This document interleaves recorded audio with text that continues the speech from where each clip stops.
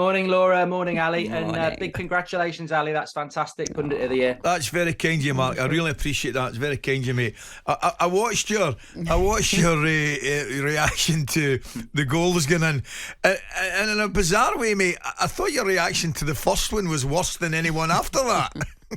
Well, yeah, just listening to what Andy Goldstein said there, I don't know. I mean, it was like 7 stages of grief. It was just, it became unbelievable. I don't know how I would have taken. I'll tell you what, I'd take 3-0 now. Can we change it back to 3-0? Because I'm telling you, it's better than 7. It was an annihilation, and it was a disgrace. And I'm glad that it's causing such joy to so many people, because I just can't wait for Thursday so we can play again. It's a tough one to take, but we've got to find a way through it. Mark, at one stage, you were literally behind your chair, and the most fantastic screenshot has been going round. I would like to add to this. I love the work that you do, and I think you're so good at it. So I'm in no means inviting you on just to hammer you for a 7-0 loss. That's not what we want to do here at all. So I just wanted to get that in as well.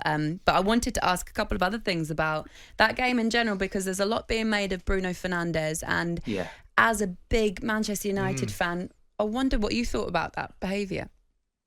Look, I've heard. I was busy yesterday, as you can imagine. I've listened to the talkSPORT. I listened to what Simon Jordan had to say. The thing is, I think I'm very much of the school of thought that it was unacceptable what happened, and you should never go to Anfield and lose 7-0.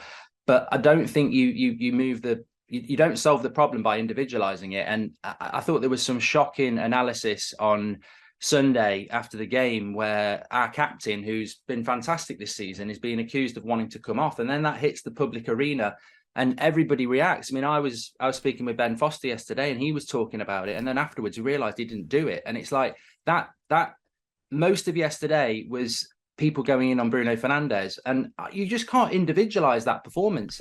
Luke Shaw was terrible, Rashford was terrible, Varane was terrible.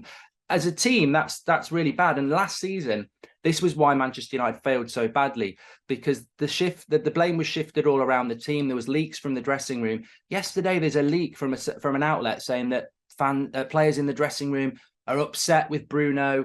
Maybe he shouldn't be the captain. And I'm like, whoa, who's upset in that dressing room that they're leaking to the press that they're unhappy with Bruno? You want to take a look in the mirror, mate. So I think Bruno was terrible on Sunday, but all these people coming out, I think that's bottled up, because he's been petulant for 2 years. He's always been that player that goes down and, is in the referee's face. It's fine when we're winning. I don't mind rivals having a go. I don't mind if you two want to say, I don't like Bruno, that's absolutely fine. But Man United fans, ex-players, journalists, I found that really tasteless yesterday. And the problem was the team, not Bruno Fernandes, in my opinion. Yeah, I take your point, Mark, and I do agree with you. However, I think I'm looking at the game, and you're right. I mean, I couldn't believe Luke Shaw, to be honest with you, for example, all over the place. Varane's the same, all over the place. However, I'm looking at the reaction of Fernandes, whether it's pushing a referee or a kind of showing petulance.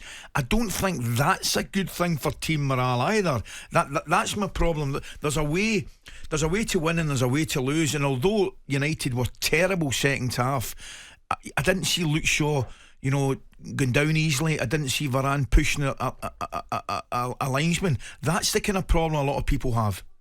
Yeah, I'd 100% agree with you. And in no way am I saying that Bruno Fernandes was anything other than dreadful, but I've watched him ever since he came, and that's what he is. And I don't know whether that's just within his personality. I mean, I think someone like Roy Keane in that game at 3 or 4-0, you know exactly what he's going to do. He's probably walking down the tunnel having put a tackle in that's a bit X-rated, because that's the way he would deal.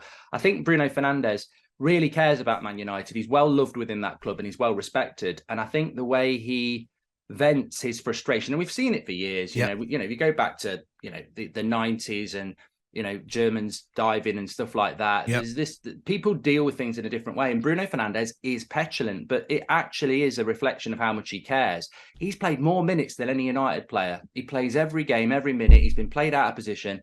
He was dreadful on Sunday, and I agree with all the criticism, but it got individualised yesterday. And for it to get individualised by Man United fans, ex-players, lies be put out about him wanting to come off the pitch, I think it moved the conversation away from where it needed to be, which was the collective and not individual.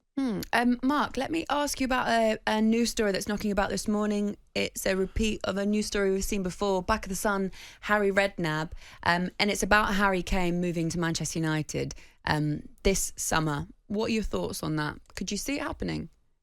I do. I think I've said this a few times. I think it's the most logical signing because he can't go to Arsenal. Man City and Liverpool have just bought strikers. Chelsea maybe, but I don't think so. So I think it really comes down to Manchester United or Newcastle. I don't think Harry wants to go to Bayern Munich because I think he wants to break Alan Shearer's goal record.